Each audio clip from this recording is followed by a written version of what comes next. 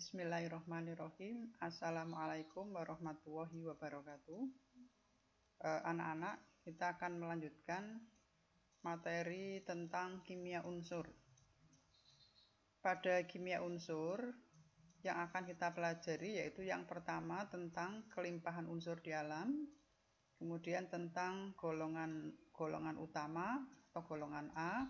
Nah, diantaranya adalah ini untuk yang kedua ini adalah golongan alkali dan alkali tanah, kemudian golongan halogen, golongan atau unsur-unsur dari gas mulia.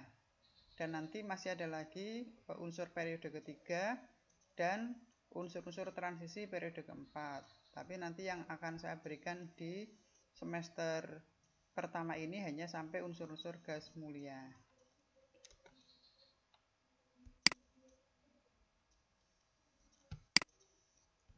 Nah, jadi ini tertulis lagi untuk unsur-unsur golongan utama yang kita akan bicarakan adalah golongan utama dari golongan 1A alkali, 2A alkali tanah, golongan 7A golongan halogen, golongan 8A tentang gas mulia. Kemudian nanti ada unsur periode ketiga dan ada unsur-unsur transisi dari periode keempat.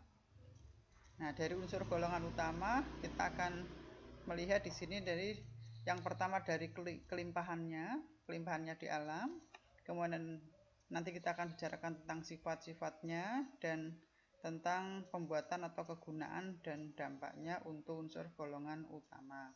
Di sebelah kanan ada gambar, ini ya gambar contoh yang namanya sulfur, belerang, ini warnanya kuning, kemudian ada gold atau AU atau emas, ini warna emas. Ada gambar dari kuper atau tembaga, ini yang berupa bahan yang belum seperti yang sekarang ya, ini jadi bahan aslinya. Kemudian platina atau PT, ya warnanya seperti perak.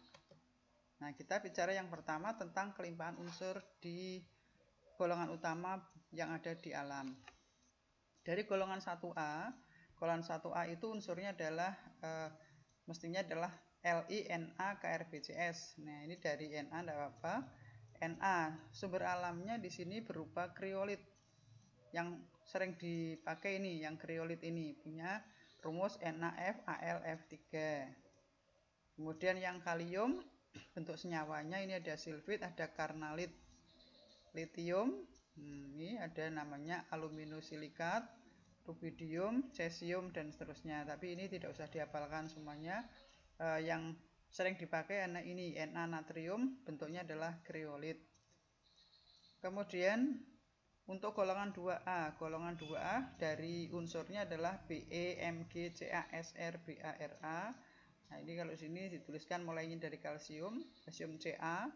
Ca itu unsurnya berupa kalsium karbonat, punya rumus CaCO3. Ini gampang dihafal karena Ca itu kalsium, CO3 karbonat, jadi kalsium karbonat. Kemudian magnesium ada dalam bentuk yang namanya dolomit. Dolomit itu rumusnya ini CaCO3, MgCO3. Kemudian seperti berilium, ini jarang kita pakai. Kemudian strontium juga ya, bentuknya ini seperti ini senyawanya. Kemudian barium. Barium ini yang terkenal adalah air barit. Air barit itu punya rumus BaSO4. Kemudian radium itu berupa zat radioaktif. Nah, ini contoh bijinya, biji logamnya ini seperti ini dalam bentuk biji sebelum diolah. Kemudian yang dari golongan 4A dari silikon, timah, germanium, timbal, ini tidak semuanya dihafalkan. Yang silikon saja ini lambangnya dalam bentuk senyawanya adalah SiO2. Ini yang disebut dengan silikat. Silikat ini biasa juga ada dikatakan tanah liat ya. Kemudian timah dalam bentuk kasiterit. Kasiterit itu rumusnya SnO2. Nah, germanium dan timbal ada dalam bentuk ini. Kalau timbal itu yang terkenal PbS-nya. Kemudian dari golongan 5A, 5A itu unsurnya adalah fosfor, arsen, fosfor P, arsen AS, antimon, Sb, bismut Bi. Ini juga senyawa-senyawa yang ada di alam. Fosfor dalam bentuk mineral fosfat, fluoroapatit, rumusnya begini. Kemudian arsen, senyawa arsuen, antimon, dan bismut. Tidak begitu terkenal, ini golongan 5A. Kemudian yang golongan 6A kita ambil belerang. Nah, ini yang paling terkenal untuk belerang dalam senyawa yang namanya gipsum atau gips. Nah, gips itu punya rumus CaSO4 ya. CaSO4 ini dilengkapi dengan air kristalnya CaSO4 2H2O. Tapi kalau ngapalkannya CaSO4 saja sudah cukup. Kemudian ada selenium Se, ada tellurium Te. Ini tidak dituliskan rumus kimia dari senyawanya. Kemudian yang dari golongan 7A, 7A itu unsurnya FClBrI. Senyawanya ini F tadi bisa masuk untuk Na, bisa untuk F. Ini ada NaFAlF3, namanya kreolit tadi.